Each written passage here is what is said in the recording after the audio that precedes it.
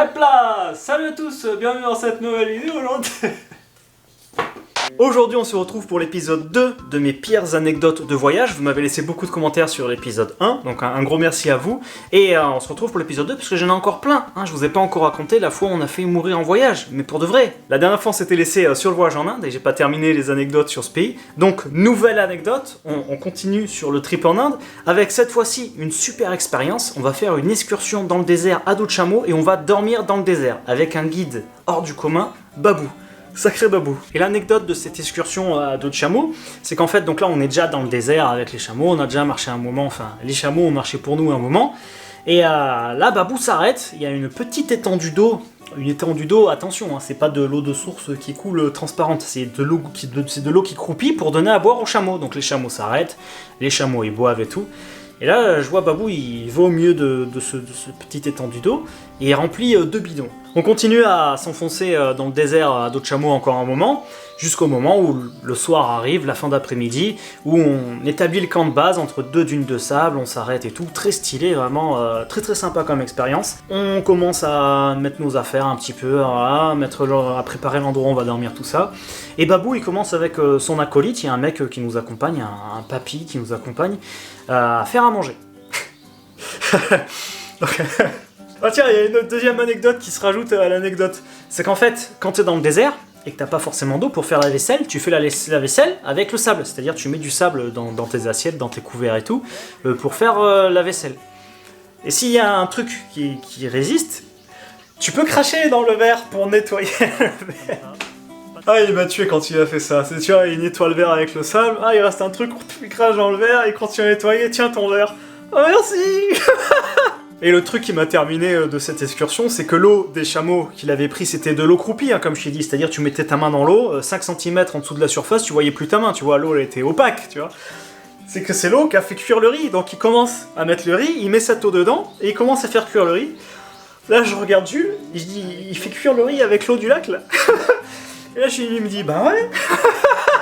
Non, ce moment-là, ça m'a terminé, tu vois. Et paradoxalement à tout ça, en Inde, des 2 semaines que j'ai passées en Inde, j'ai pas été malade une fois. Comme je t'ai dit, des fois ça gargouille un petit peu parce que le piquant du curry, c'est bien costaud, mais pas été malade une fois au niveau du bide en Inde. Et donc là, ouais, moi je me suis dit, je vais mourir avec ça, tu vois. Et en fait non, on n'a pas été malade avec ce qu'on avait mangé. On va terminer les anecdotes en Inde avec une que je suis obligé de te dire, puisque c'est la fois où j'ai eu le plus peur depuis que je voyage. On m'a déjà demandé si j'avais eu peur ou quoi, machin, dans mes trips, que ce soit peur de se perdre, peur de quelque chose, ou peur d'un endroit ou quoi. Là, j'ai vraiment...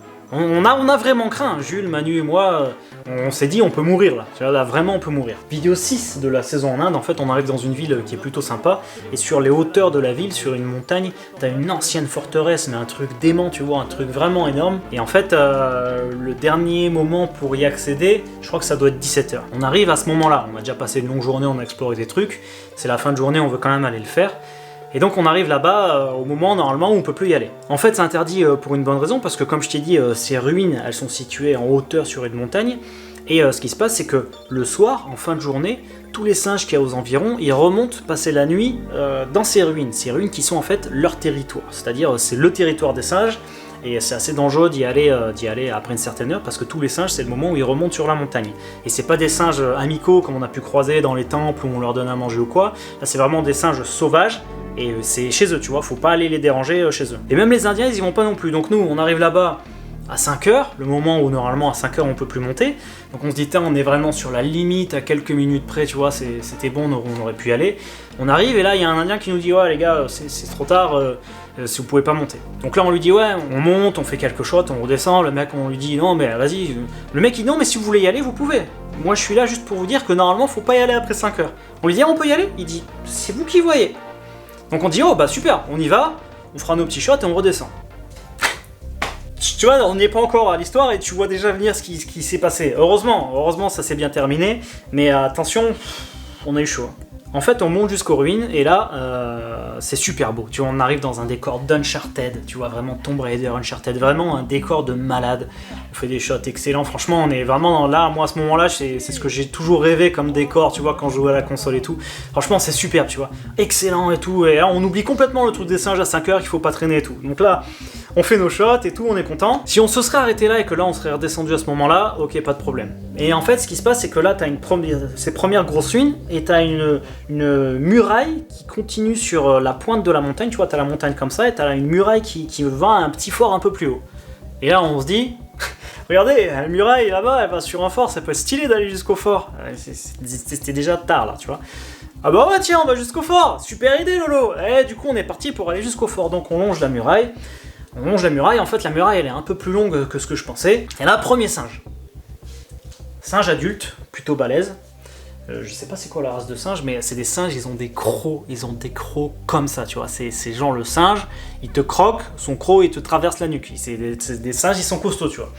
Et c'est les mêmes singes qu'on avait vus dans les temples. Donc là, plutôt confiant, Manu, il s'approche d'un singe, ah, petit, comme ça.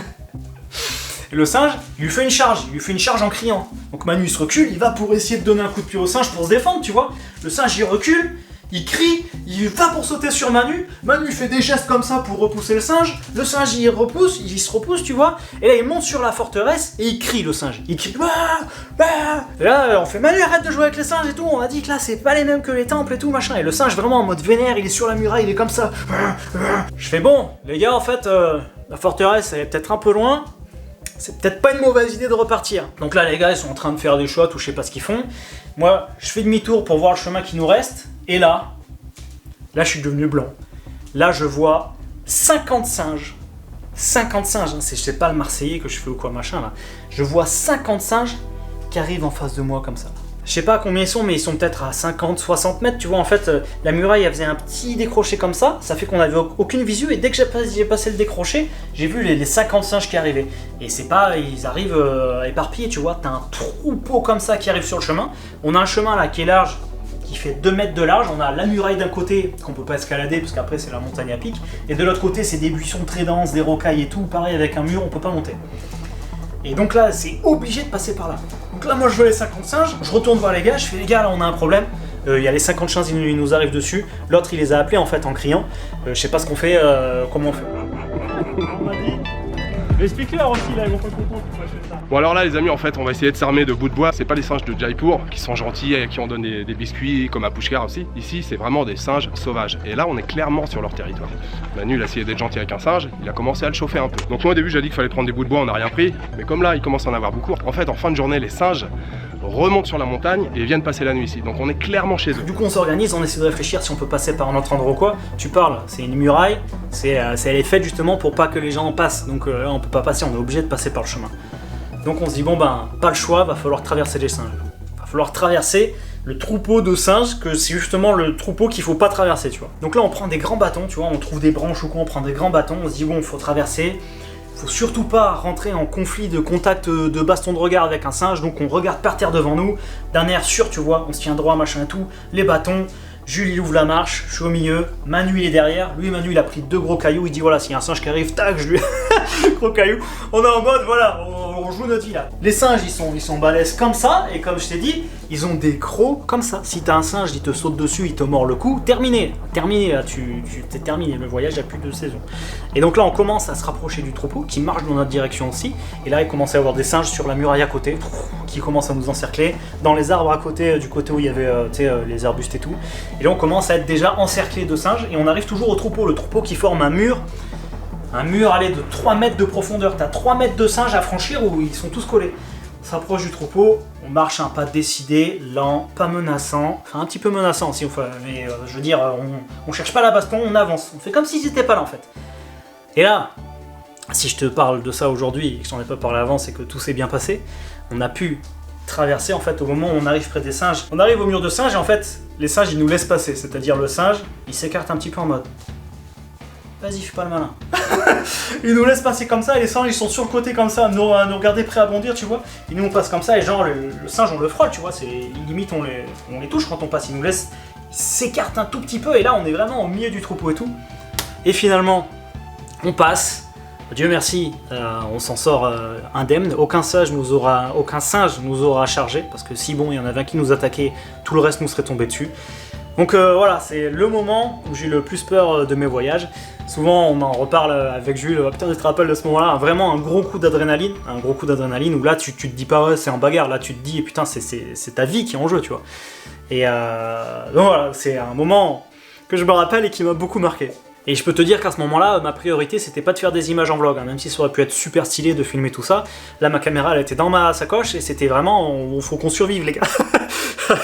Vraiment ouais, grand moment celui-là. J'aurais voulu enchaîner sur les anecdotes du voyage en Chine, parce que là j'ai des anecdotes de folie sur notre voyage en Chine. Franchement, heureusement que j'étais avec l'équipe avec qui je suis parti, qu'on a pu rire de tout ce qui nous est arrivé. Du coup, si le concept te plaît toujours autant, n'hésite pas à me laisser un commentaire pour me dire ce que t'en as pensé. Si toi aussi t'as des anecdotes un peu folles pendant tes voyages, n'hésite pas aussi à me le mettre en commentaire. Là en parallèle, je suis en train de travailler sur des grosses vidéos qui me demandent pas mal de travail. J'ai 2 interviews très sympas qui vont arriver. Donc si t'es pas abonné, n'oublie surtout pas de t'abonner à la chaîne pour rien louper de ce qui va arriver. Si tu veux me soutenir, tu peux rejoindre la partie membres sur YouTube, ça te donnera accès à du contenu exclusif que je mets spécialement pour les membres. Donc toutes les semaines, je mets une nouvelle vidéo et un live, je fais un live spécial membre, un live exploration dans la ville. Si tu veux avoir un aperçu, tu peux cliquer sur le bouton rejoindre sur YouTube et j'ai fait un petit teaser de 2 minutes qui te montrera un petit peu tout le contenu que je peux faire pour la partie membre. Du coup, je te dis à très vite pour la suite des aventures. Prenez soin de vous en ces temps troubles où on est bloqué, on peut pas voyager, où c'est un peu dangereux, tout ça. Donc le masque, tout ça, très important. Prenez soin de vous, on se retrouve très vite et je vous dis hasta la vista!